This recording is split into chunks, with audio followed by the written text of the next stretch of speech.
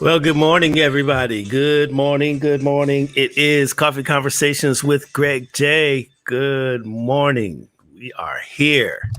Another day, Thursday, September 10th.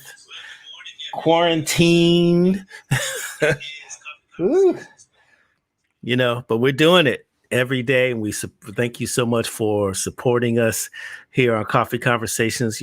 Culturally relevant, casual, but compelling, culturally relevant conversations from around the globe. And man, what a great week we've had. Remember Tuesday, we turned our eye over to South Africa and, seeking justice for Nathaniel Julius, 16-year-old young man with Down syndrome who was shot in the chest by police out there in Johannesburg because, he's had Down syndrome, and their level of quarantine, if you're out on the street, the police are going to stop you. They called it level 5.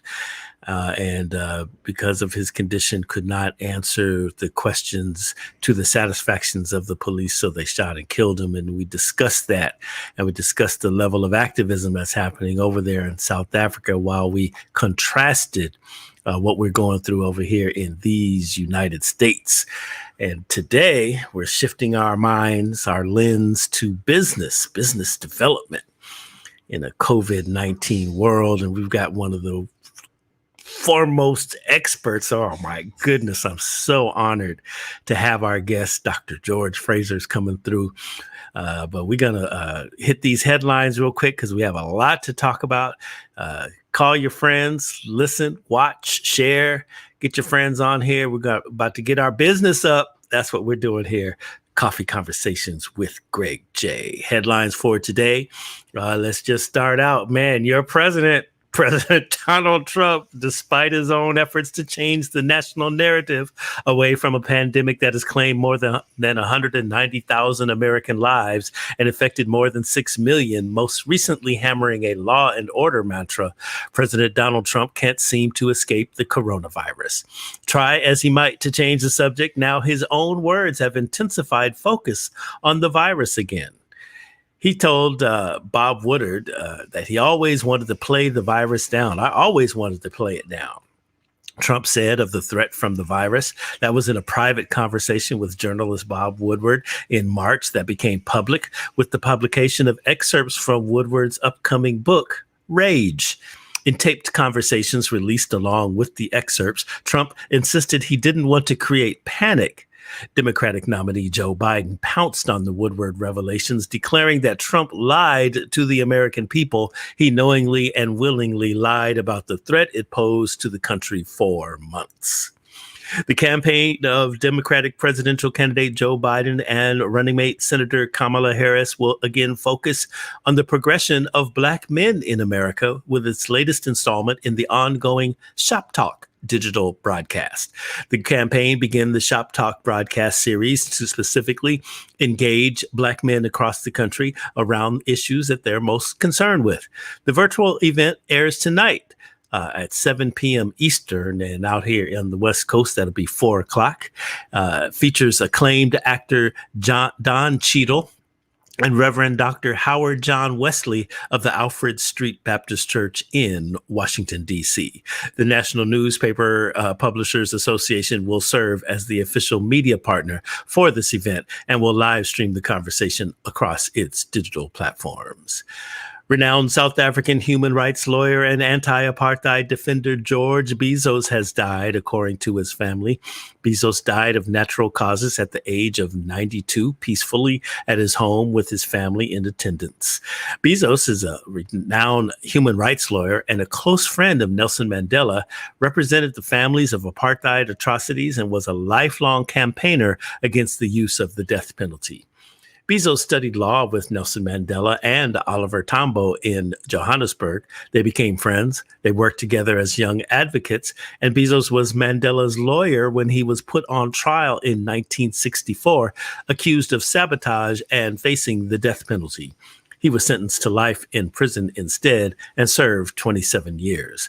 The lawyer played a key role in the release of Mandela in 1990. The Afrikaner said there was no future in apartheid and knew that they could not face the world forever. George Bezos, dead at age 92. Rest in peace, sir. Thank you for your service. The Black Business Expo is a preeminent networking and business event. Y'all remember that? Black Business Expo in LA took over the convention center and everything. It broke ground years ago. This time, going virtual, not only for Los Angeles, but for Black entrepreneurs and companies all over the world. Building an unprecedented online Black business community, success post-COVID-19, navigating our new next is the theme for this year's Los Angeles Black Business Expo. Hundreds of our community's most influential business leaders will join the Expo online 9 a.m. to 5 Pacific on Saturday, September 12th. And that's going to be on www.21labbe.com. We'll put that information up in the chat. There is a price for admission. The Business Expo was founded in 1989 by event producer extraordinaire and thriving entrepreneur Barbara Lindsay. The LA Black Business Expo reemerges as the premier event for Black business empowerment, networking, and job opportunities. It's going down, y'all. Barbara's legacy continues to take with this bold effort to take Black business community online. Now, understand this was founded by Barbara Lindsay, for sure. Driven, certainly, if you remember, my good friend, the late Harold Hambrick, Dr. Clyde Oden, they really were all three of those icons of our community were the engine for that iconic event that happened in our community. And now it's going online. The vision basically remains the same today: support Black-owned businesses to fuel the Black economy locally, regionally, and nationally. According to Nielsen research, Black consumers speak directly to brands in unprecedented ways as they achieve headline-making results. Through social media, Black consumers have brokered a seat at the table and are demanding that brands and marketers speak to them in ways that resonate culturally and experimentally if these brands want their business. So with Black purchasing power being an astounding $1.4 trillion in 2019, it appears that Black Americans are a force to be reckoned with. So this morning, we bringing forth one of the keynote speakers of the Black Business Expo. Dr. George C. Fraser is chairman and CEO of FraserNet, a company he founded almost 30 years ago with the vision to lead a global networking movement that brings together diverse human resources to increase opportunities for people of African descent. He is considered by many, including me, to be a new voice for African Americans and one of the foremost authorities on economic development, networking, and building effective relationships.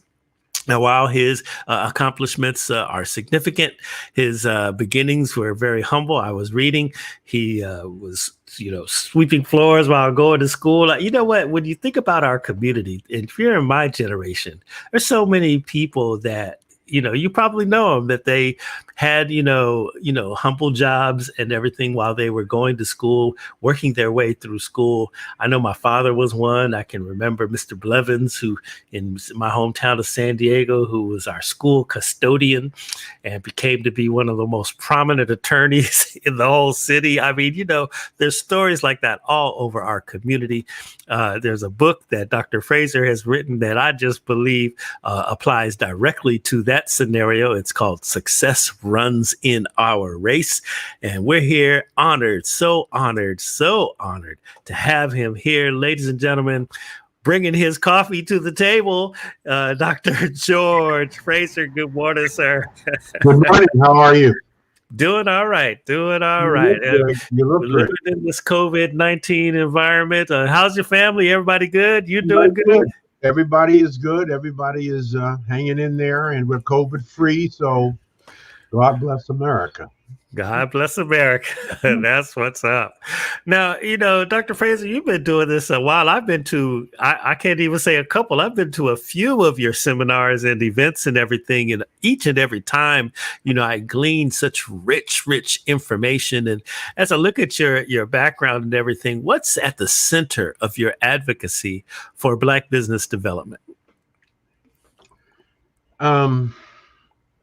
Without a serious focus on economic development to include Black business development, we will just never matter in this country. That when we finish pontificating ad nauseum about our issues, somebody's got to write a check. And we can't write that check yet. Jews can write a check. East Indians can write a check.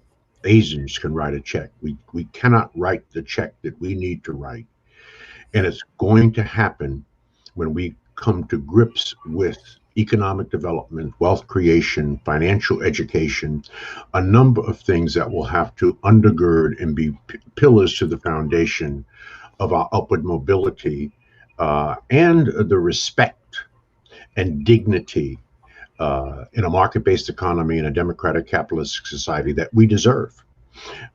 We are an awesome and beautiful and very powerful people, except unfortunately too many of us have forgotten. Not only have we forgotten, Greg, we have forgotten that we have forgotten that we are the slaves who would not die, that we have the genetic encoding of the great kings and queens of Africa, that we were building pyramids and solving complex engineering problems when other cultures were living in caves, eating each other. Right? No, Europeans did not come to Africa and pull us out of trees eating bananas. That is BS. That is not the truth. In fact, we civilized the world. We civilized them. As I said, they were living in caves when we were building pyramids, and they still haven't figured out how Africans built those pyramids. And yes, they were in Egypt. They were North Africa, but Egypt is in Africa. And 6,500 years before Christ, it was not Arabs, it was Africans, right? And if you go to Egypt and you go into the pyramids, the great pyramids of Giza, or you go into the Valley of the Kings, and you look on the walls of the paintings, you will see Black people, every shade of Black people that you see right now. So we have to make sure that we go back to, or get back to, the magnificence of who we historically have been. We have to retell and rewrite and reinvent history to tell the truth. But a key component to that is economic development, financial education, which will be driven by financial literacy. And so rather than just talk about it, because I know it's a problem, I know that we are the most financially illiterate people in America. We're at the bottom of every single economic statistic that matters in America. And so we must fix that. Let me say this and still be loved. White people will not be saving Black people. In case no one told Black people. White people are not even thinking about Black people. White people are thinking about white people. They're thinking about their husbands, their wives, their children, their businesses, their communities, their neighborhoods, and your pockets. That's what they're thinking about. Their God is the almighty dollar. In fact, it is on our money, right? And God we trust. No question about it. So we now, I think, the major at the top of the agenda as we move from seeking civil rights, voting rights, public access, fair housing. Now, at the top of that agenda is economic development. It has to be, which includes business development. This is why I love Barbara Lindsay. We've gone back 25 years. I've participated in everything she's ever participated. Barbara is a race woman, as I am a race man. right? Make no mistake about it. At 75 years old, I'm an elder, and I've committed my time, talent, and treasure into the investment of Black people first. I didn't say only, I just said first. I wrote that in Success Runs in Our Race. I beg Black people to think Black first, right? To think Black people first, right? And if you meet a Jew who says to you, the number one goal and the number one thing in my life is to do everything I can for Black people first. Get away from that Jew, because that's a crazy Jew. They don't think like that. They think about Jewish people first, as they should. We should be thinking about Black people first. Asians think about Black people first. If you go into an Asian restaurant in the hood, Greg, and there are four brothers waiting on you, leave. That's not a real Asian restaurant. That's not real. That's right. That ain't real. Asians don't employ Black people, right? That's real talk. They don't employ Black people. They employ Asian people, and you can't hate on them for that. You That's can. what we're doing.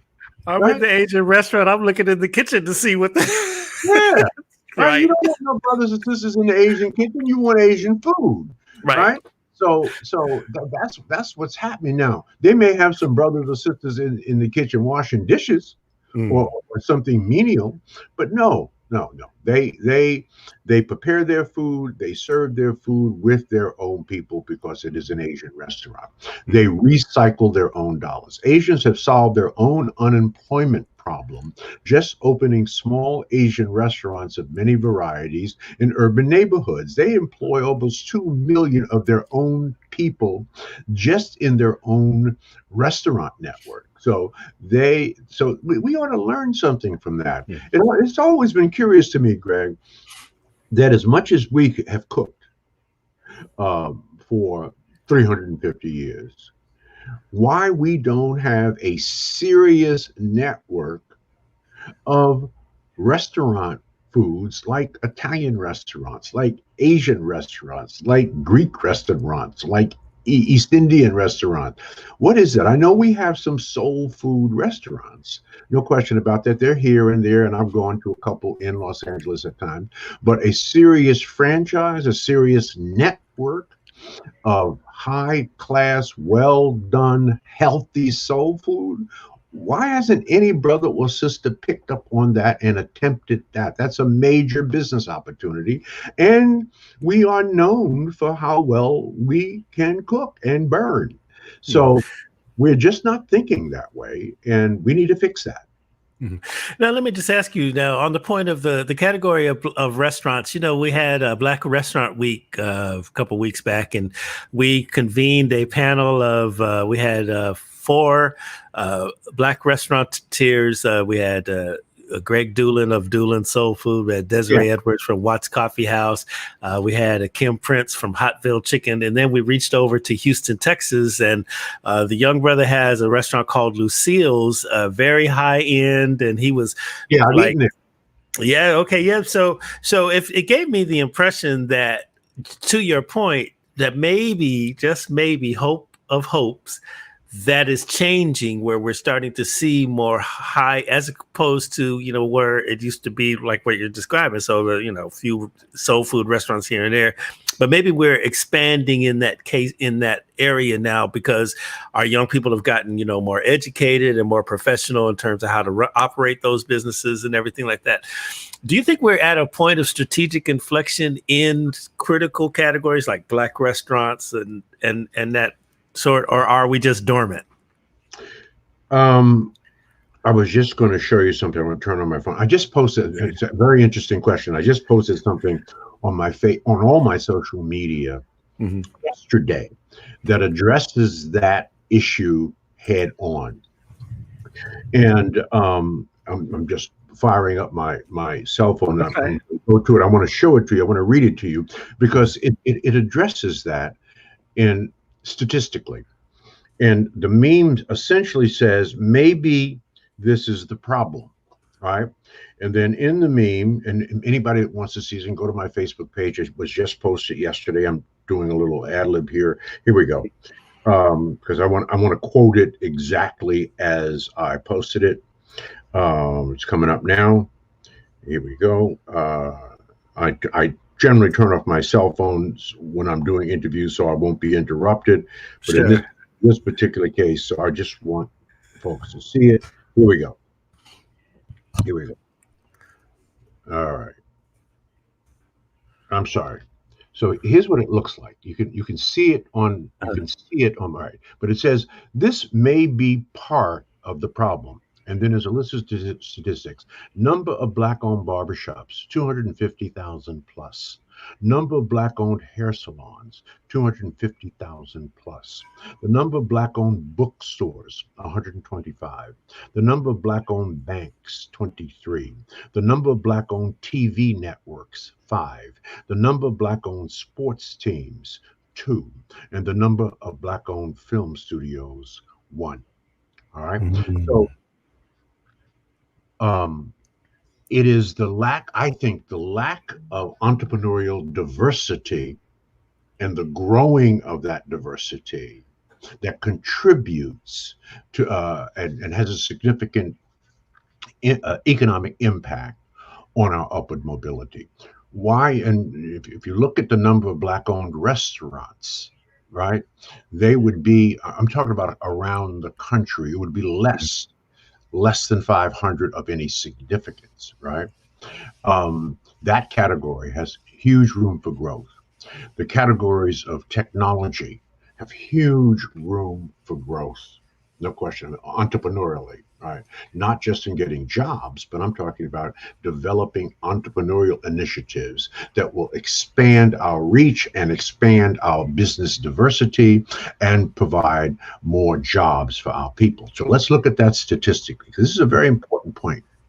There are 2.6 million black-owned businesses in America, according to the last 5-year study. They do every 5 years. They count up the number of businesses by cultural group. The last count was about 5 years ago. Was 2.6 million. That was up 40% over the last 5-year reporting period. Most of that growth came from black women. All right. So 70% of the new growth to black-owned businesses, bringing it to 2.6 million businesses, right?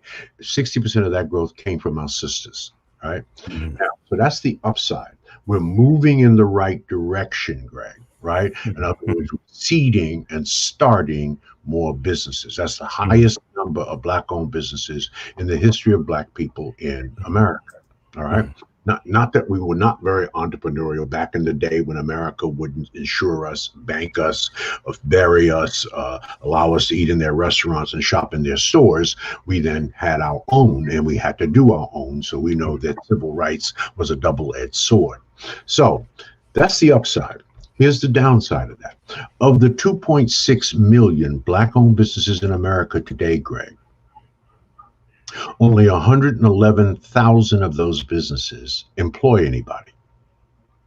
But the average annual revenue of each of those 111,000 businesses, black-owned businesses that employ people, is $1.2 million annually, and that's up 11% over the last 5-year reporting period. So what's the converse of that? 2.59 million of our businesses are sole proprietorships. Okay. And the average annual revenue, Greg, of those businesses is $18,700 a year, which is below the poverty line. So what's the point? The point is either you grow or die. How do you grow? You grow your business, you expand your business, you employ more people. And this is what we have to get into our head. We have to give our brothers and sisters kudos for seeding and starting more businesses. That absolutely is on the rise, and that's a positive. Unfortunately, most of those businesses, and I don't want to know that. I don't want to say unfortunately because the sisters will stone me, but most of those businesses are coming from our sisters. We need our brothers to get more active around starting and building businesses as well, because sisters tend to employ sisters. God bless them, right? So, and women-owned businesses tend to stay, women-owned businesses and women-centric businesses, and they generally there are exceptions to the rule, deal with the feminine side of business. They do the things that they know and they are very comfortable with, beauty, etc., etc. Now, so we have to fix that.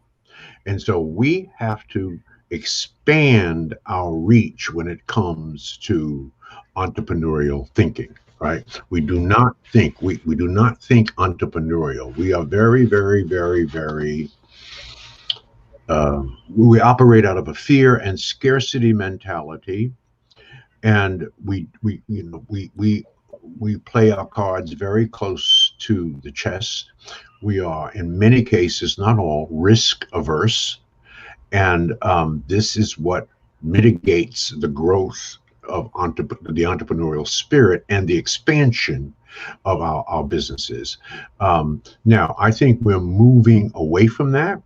I think that, like you said, I think we're tracking in the right direction. But it's going to take shows like yours and the Barbara Lindsays of the world who continue to showcase businesses that are successful, Black businesses that are successful, to encourage the recycling of Black dollars. But there's something in our head that we have to habitualize, and we have to think. Let me give you an example of what I'm talking about. A bar of iron costs $5, but made into horseshoes, it's worth $12. And if you make that bar of iron into needles, Greg, it's worth $3,500. And then if you make that bar of iron into balance springs for watches, it's worth $300,000. So your own value, Greg, is determined also by what you're able to make of yourself. Wow. Well, hey, let's end the show right there. That's a mic drop. That's right. That's mindset. You understand what I'm saying? Yes. That's a mindset. And we have the capability and we have the DNA. We are all that in a bag of chips if our mind thought like that.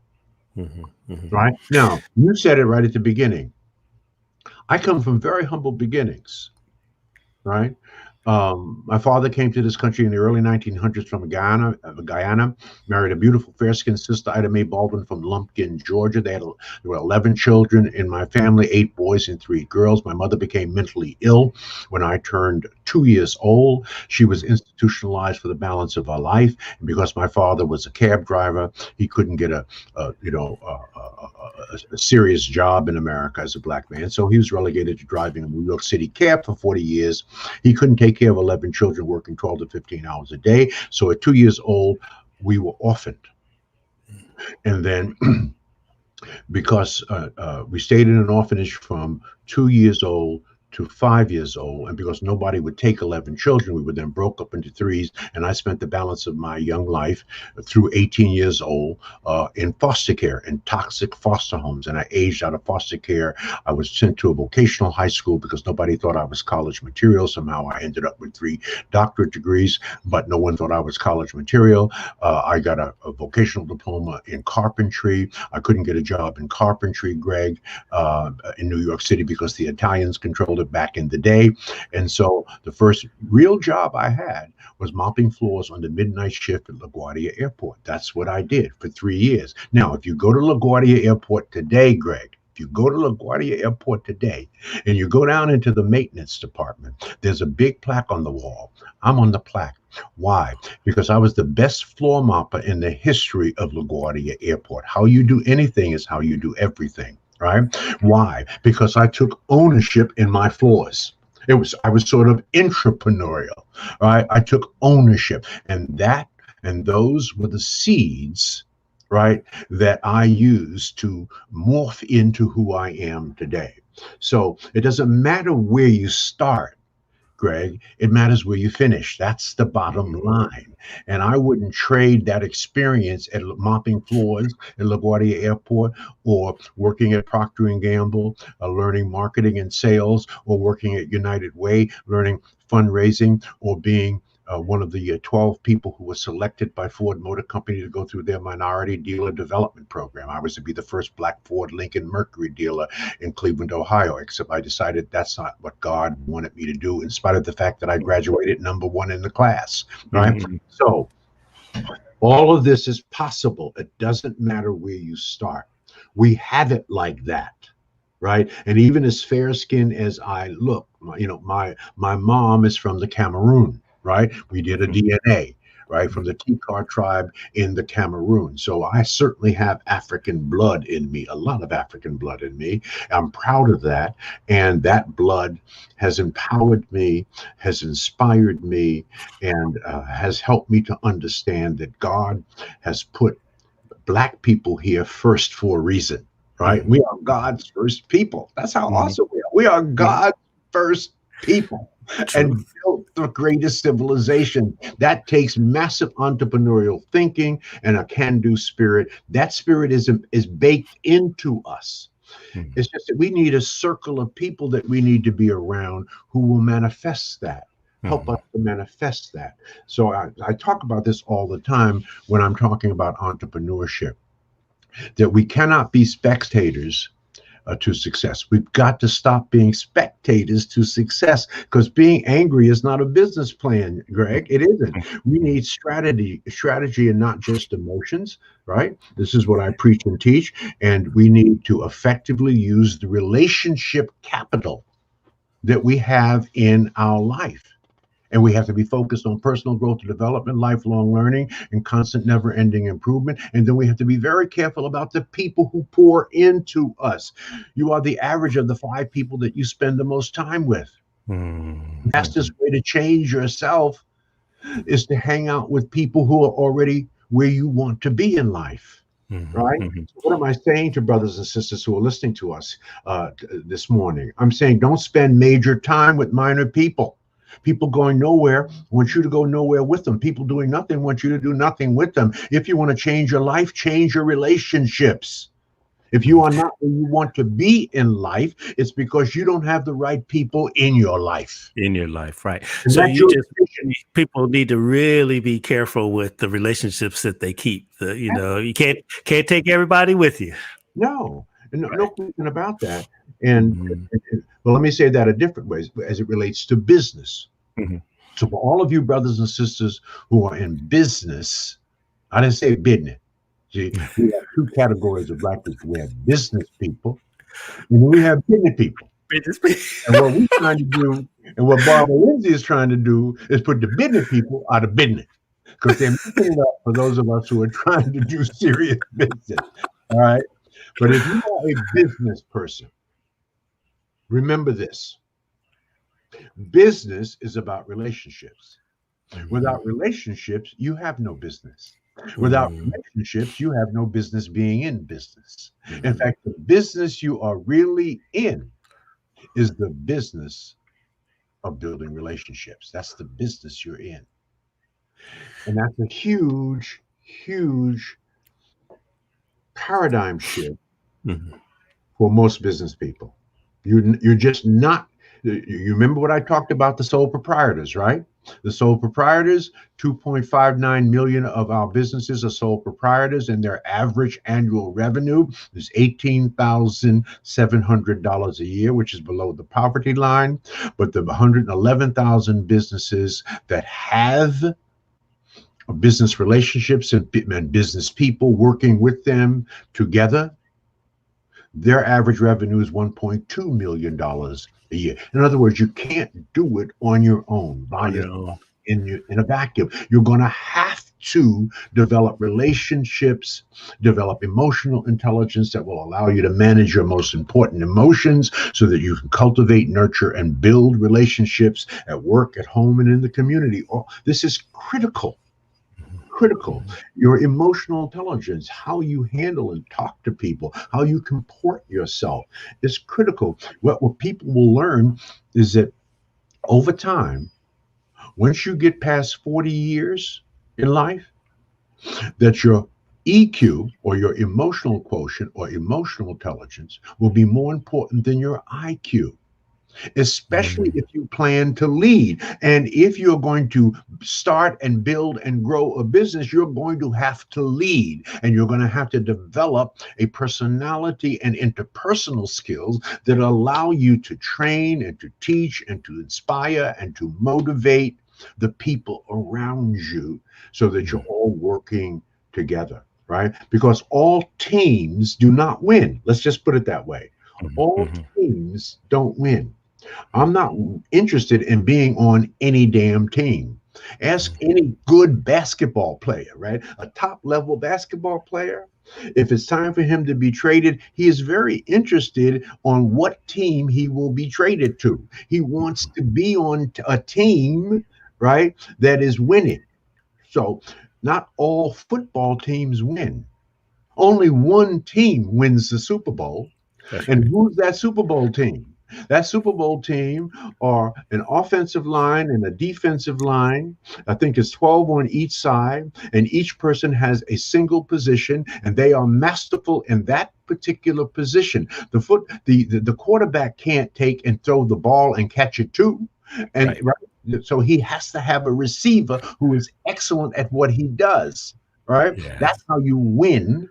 And that's how you win Super Bowls, and that's how you win anything. So you got to build a team, and then you got to mold that team, and you've got to inspire that team. You've got to train that team. That requires interpersonal skills. And this is what it takes to build a business.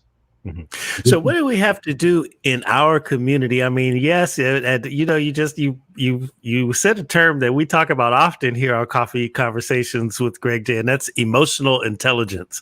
We just are such a, sensitive and emotional people. We get caught up and we want to cuss somebody out at the drop of a hat. And then that actually defines who we are, is our ability to cuss out somebody. And, in this day and time, you also said being angry is not a business plan. That's a really profound quote for me right now. I mean, yes, we're angry. Yes, we're hurt, but we have to now address our emotional intelligence in order to get to this level of liberation that we're seeking in this day and time. That's powerful. That's beautiful.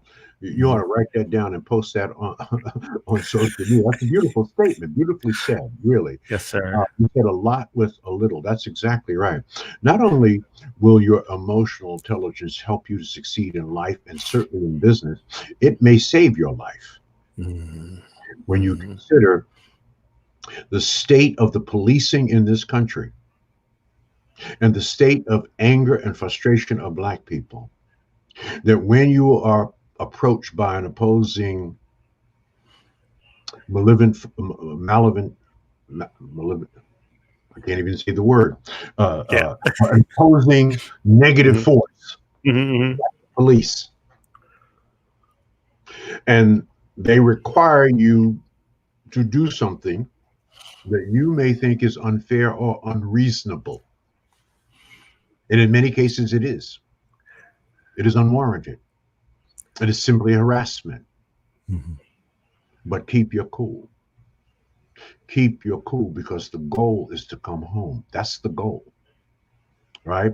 We know that you're frustrated. We know that you're angry. You have all the right and reasons to be. But if you can manage your emotional intelligence just to stay cool so that you can come home to your children and to your mother and father, it will save your life. Especially when someone is a figment of authority and they have a gun and they don't really like you anyway. We understand that. I mean, we know what's going on in their head. They have admitted it to themselves, right? So under those circumstances, your emotional intelligence has to rise to the top, because we want you to live. That's the bottom line. We want the brother to live. So emotional talk, keep talking about emotional talk. One of the books I recommend, you see my library back here. I do. By the way, this is my office, Greg. This is my office. Okay. This is not my home. Okay. In my home, I have 15,000 books. All right. I have a library with a ladder. All right. So I say all that to say, read, brothers and sisters, read. Yeah. I mean, Yes. read. Um, because focusing on personal growth and development and lifelong learning and constant never-ending improvement will save your life. Yeah. Socrates said it best. Socrates said that the only good is knowledge and the only evil is ignorance, right? Ignorance. Now, there's a saying in the Bible. We all know this saying. We've heard it a million times and we've used it ourselves a million times. What is that? It's Hosea 4:6.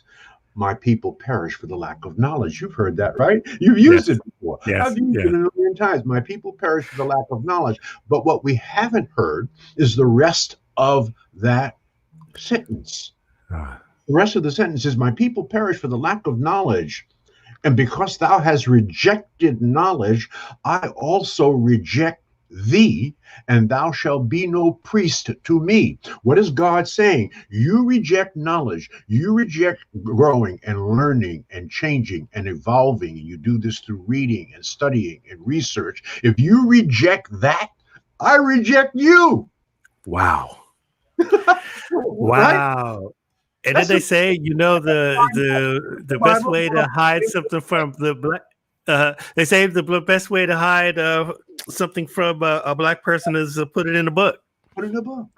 Right? So there's no secrets in America anymore. You can find out anything you want to know about anything. On the But we internet. know that we are oral, visual, tactile, kinesthetic, and auditory learners. We know that. We Mhm. learn differently than Black people. Oral, visual, tactile, kinesthetic, and auditory learners. That's good and that's important and that can be effective, but it still should not eliminate reading. Right? We have to read. We No have to question. read. We Yeah. have to. I mean, you got books behind you, Yes, right? I do. Well, and some coffee that we Yeah, yeah, import from Cameroon. right. And if you watch the news where they're Mm, interviewing people from their home, you will mm. notice that most of the background from the people that they're interviewing from their home, most of them are sitting in front of bookcases. Yeah. That's interesting. What the saying that I have is a saying that I got from a friend of mine who we're both from San Diego, California. And the saying is this, and I say this to my grandsons and to my nieces and nephews and all the young people around me. I always say, always be reading. There you go. Always be reading. Now, let me teach people how to do this. I have two Mm, beautiful sons, right? So here's how, when you meet my sons who are now 40, one is 38, one is 42. mhm. If you have ever to meet my sons, you will never see them without a book, right? Yes, They right. carry a book like most brothers or sisters carry the pride in which they wear their Armani and their Gucci and all that other stuff, right? That's right. Here's how I got them to read, Black boys now. When they were very little, I would take them to the bookstore. Yeah. They were maybe 4. I started. I said, buy anything you want. I don't even care if you buy comic books. If you read it, I'll give you $1.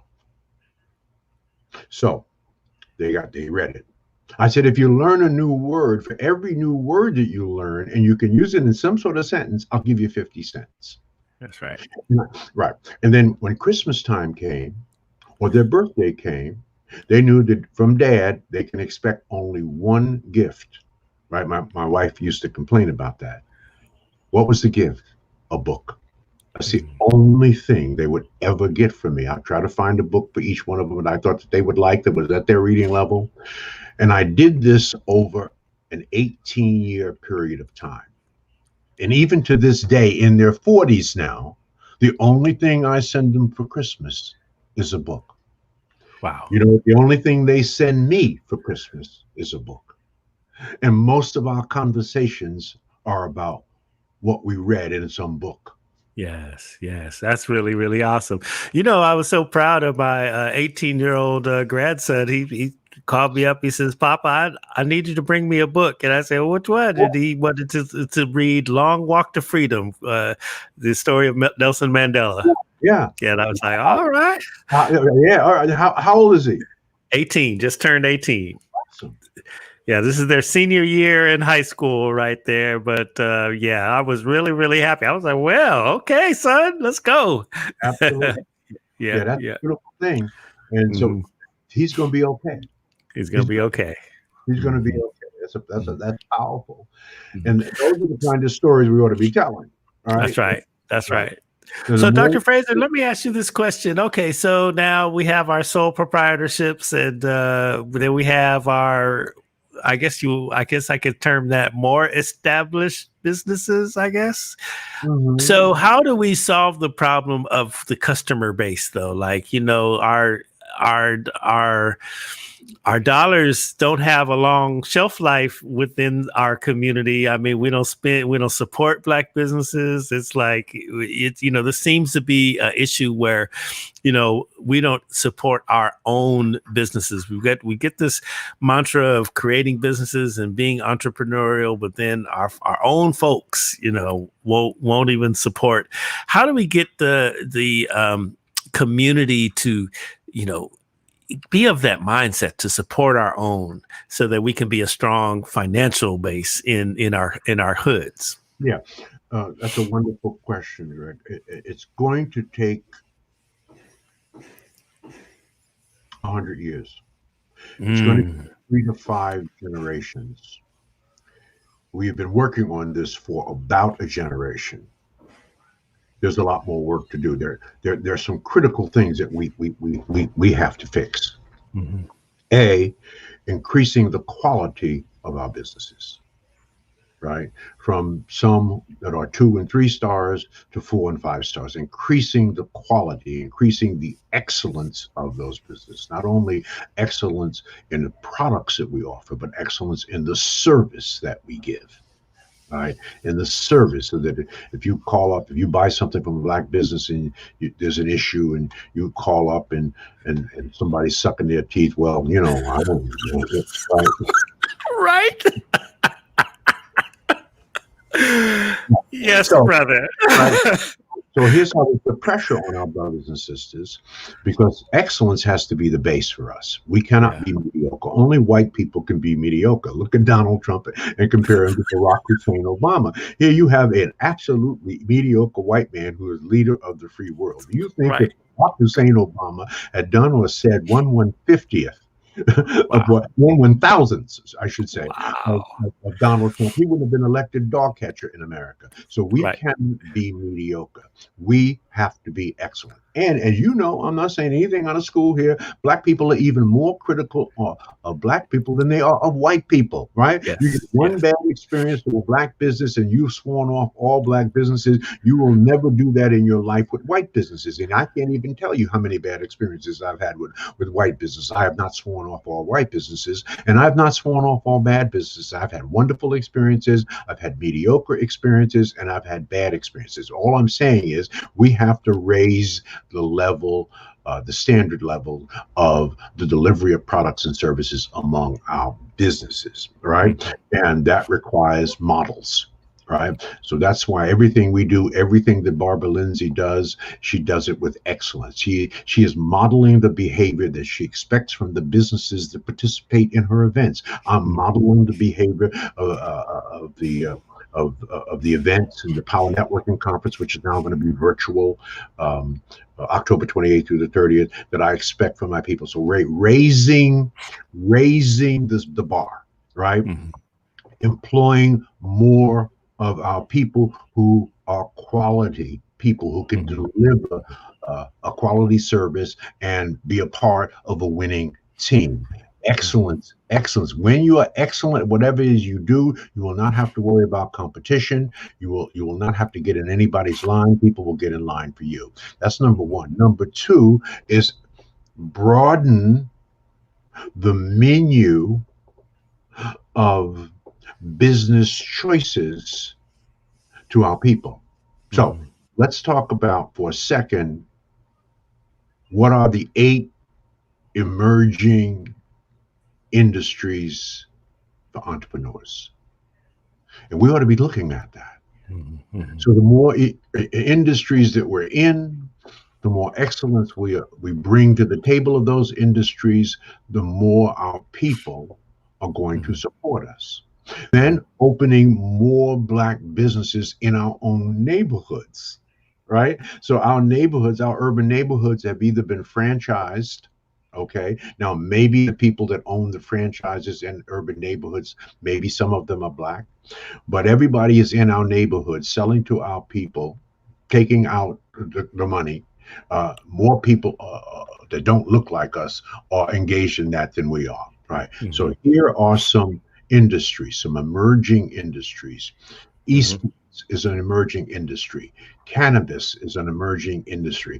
Don't, brothers and sisters, just don't smoke it. We know you're going to smoke it. Don't do what we did back in the 50s and 60s with the liquor stores. Okay? Right. There was a liquor store and a church on every damn corner back in the hood in Brooklyn, right? But except we didn't own any liquor stores. We just drank the liquor. All right. So we Mhm. know the cannabis industry is going to open up and it's going to be a national thing. It's going to be $1 billion industry. Sell it, right? Don't just smoke it. Don't just consume it, right?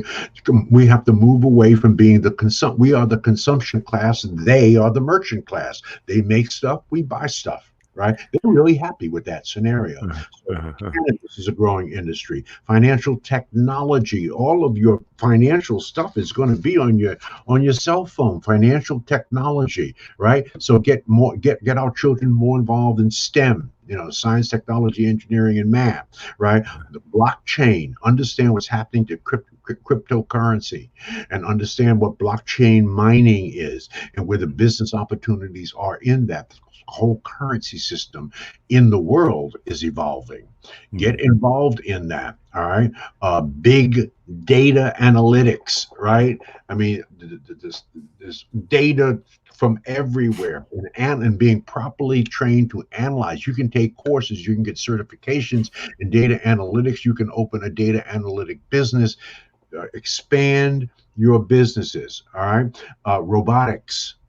And even if you don't make the robots, you can fix the robots, Mhm. you can clean the robots, right? You can maintain the robots, right? Mhm. You can put together a service, right? That will, because robotics is going to be huge. The other electric cars is going to be huge. Maybe you don't build electric cars, but you can learn. You can open up stations that can fix them, right, and maintain them and lubricate them, right? So we have to think outside of the box. And then online education, everything is going to become virtual. Everything now, the pandemic has done us a big favor. It is now habitualized virtual everything. So people are now Yes. used to looking at this screen. Well, you can turn that into a business. Learn how to put on virtual summits and virtual conferences and virtual meetings and sell out and sell your services and being the engineer for that, the Mhm. platform for that. There's all kinds of opportunities, unlimited opportunity out here. There are no secrets. Anything you want to do, you can do if that's what you want to do. What you have to discover is what is it that you want to do? Now, that is the big $64,000 question is Yeah. what is it that you want to do? And What that's was the first segment that you mentioned before cannabis? esports, Esports. electronic sports, esports, right? That the esport business is going to be larger than the movie business. Oh, That's wow. electronic sport where people are playing team games on their laptop. It's going to go to television. It's certainly on your cell phone. Um, and whether it's basketball, football, baseball, all of that is going to be or is electronic. It's just going to be more advanced when you think, Greg, about virtual reality, augmented reality, segmented reality, AI or artificial intelligence, and 20G, right? 20G. So we're now 5G. So imagine when we get to 20G, you're going to be looking at this screen with goggles on, and it's going to be Right. like you're there, right? So you're going to be able to play sports in a three-dimensional way, right? Right on your laptop or on your television. That's a huge and growing industry, but that Mhm. Mhm. requires some training. It requires It doesn't even really require degrees. It requires building some skills. It requires understanding how it works. It requires some certification in various technological trainings and that kind of Mhm. thing. But it's a huge business opportunity, and we're smart enough uh, to do it. No question about that. Mhm. Wow, that's phenomenal. I mean, these are some great categories, and we put them up in our chat there. That cannabis business, man, that is a big, Huge. it's huge, right? And But I guess, California, right? In California, that's right, massive. right. But I guess the entry investment is high. I think if that's what I'm hearing from advocates trying to get African Americans involved in there, is that the entrance of it is a little steep. But you know what? You It is, starting but your own it's business a is group, steep. right? You put together a group. You put together a group. You don't do it by yourself unless you got Mhm. it like that. You put Right. together a group, right? Yeah. With 10 brothers or sisters, and whatever the price is. I mean, we ain't all broke, right? There are a lot Right. of brothers and sisters that got some money, and that's Right. in the industry. You put together your own syndicate, your own group. Very, very, very powerful stuff. Well, listen, I want to ask you a little bit about the Black Business Expo here. What can we expect? What's your message to the people that we are going to hear on Saturday all day long? Y'all can go to beachcityradio.com and get all the information. And we're just happy at beachcityradio.com to be an official media sponsor of the Black Business Expo. And that's how we're able to sip coffee with our good friend Dr. George Fraser, getting all this knowledge. Look, I'm gonna be a beast today after we get off of this. After we get off of here, I'm gonna be a beast. You thought I was bad before, but now I'll sit at the feet of Dr. Fraser and look out, world. You're a beast already, man. You're a beast already. You really. What's the message for the folks on this Saturday? And let me say this is still beloved. In order to receive what is meant for you, Yeah. you first have to become you. Mm-hmm. In order to receive what is meant for you, you first have to become you. Mm-hmm. So Wow. life is an inside job. We know the importance of personal growth and development, developing you. But as I said throughout this talk, that relationships and the building and the cultivating of relationships will be critical in your life. Let me say that differently. Friends are critically important because it's God's way of apologizing for your relatives. You can pick your friends, but you can't pick your relatives. So I'm Right. going to be expanding on and talking about networking. Mm. And the title of my talk is The 7 Biggest Mistakes You Make When Networking That Destroys Your Business and Ruins Your Reputation. Wow. That's what I'm going to be talking about. And I'm so grateful to my good friend Barbara Lindsay. She is just a sweetheart, a brilliant entrepreneur, and Yes. has always been, as long as I've been knowing, loving. You're talking about incredible emotional intelligence skills and incredible EQ. I mean, that's why she is so successful. With that voice that she has, Yeah. but the way she comports herself, the way she brings people together, the way she develops people, the way she gives people opportunity. This is why she has been successful over a number of years. Now she's taken on a huge burden, and that produces a heck of a lot of stress. But Mm-hmm. but we love her for that, and she's deeply committed. She, as I said, a race woman, as I am a race man. She has committed her time, talent, and treasure to the upliftment and investment of our people. Hold on one second. This is a call. Hold on. I just got to. Okay. Yeah, I'm on a Zoom call. Court. Yeah. Okay. No. 1:30. I'll see you then at your house. Oh, okay. All right. Good enough. All right. Bye bye. I'm sorry. No, no worries. That's what's so great about coffee conversations. We're organic on here. We've had people that they have to chase their dog while they're on with us and everything. That's what makes it so beautiful. This is real talk. We want to keep it casual. We want to keep it compelling. And it's just, this is not a staged like situation. Yes, we have the frameworks of a professional broadcast, but we are really just like trying to talk to the people. We're sipping our coffee. We're just chopping it up and saying, hey, these are the things that we need to do. Amen. Yeah. So I appreciate you. Mm-hmm. I appreciate what you're about and what you're doing. I look forward to seeing my good friends from all over the country on Saturday. Yeah. I think my time slot is 12 noon LA time, which is 3 o'clock Eastern time. And I promote. It's part of my promotion on all my social media. So, the LA Black Expo. Just be there and be with us, and you'll enjoy it. I promise you, I will provide you some information that you need to know. I know you will. You guys, it's going to be at www.21labbe.com. We're going to link it into also beachcityradio.com and all of our other digital platforms, because we're just honored to partner up with Barbara Lindsay and be a media sponsor. This is an important dialogue that we have to have.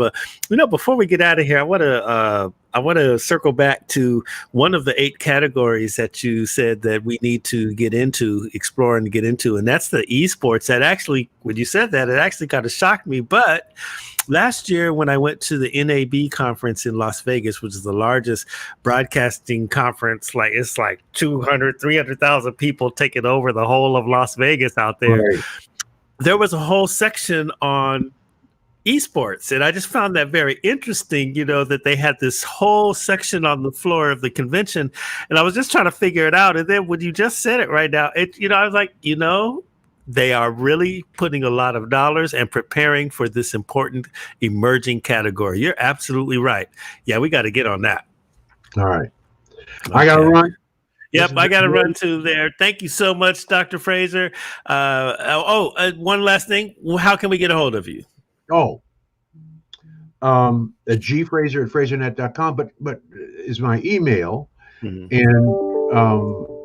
And you can go to One Fraser Nation. We didn't get a chance to talk about that, but OneFraserNation.com. OneFraserNation.com, or you can go to www.powernetworkingconference.com. If you're interested in getting a special offer for our virtual conference coming up the end of October, we have a special offer that you can get both the live conference next year and the virtual conference this year. Very special offer, crazy offer. Just email me at gfraser@frasernet.com. Say I'm in, and I'll give you a personal call and tell you secretly what this crazy offer is, but it's like an 80% discount on both of those packages. So just say I'm in, gfraser@frasernet.com, and I'll call you. Put your cell phone number in there, and I'll make you an offer for both conferences live next year in July and the virtual the end of October this year as well. But it's a beautiful thing. And we want to just take this opportunity too to just invite you back when we get closer to the Power Networking Conference, so we can chop it up even the more. Okay. All right, everybody. There you have it. You know what? We're going to continue this dialogue. You're able to see the replay on all of our social media platforms, Coffee Conversations with Greg J, Columbus On Coffee Company. You'll also be able to get it on demand at beachcityradio.com. Don't forget, you can get your own bag of Columbus On coffee, imported farmer direct from the mountains of Cameroon, West Africa. And always remember, Saturday all day long, Los Angeles Black Business Expo. Dr. Fraser will be there. Les Brown will be there. All kinds of entrepreneurial minds will be there. It's a good thing. Tap in. Let's get it. And always remember, love one another. Love one another. Amen. Love one another. Peace and blessings.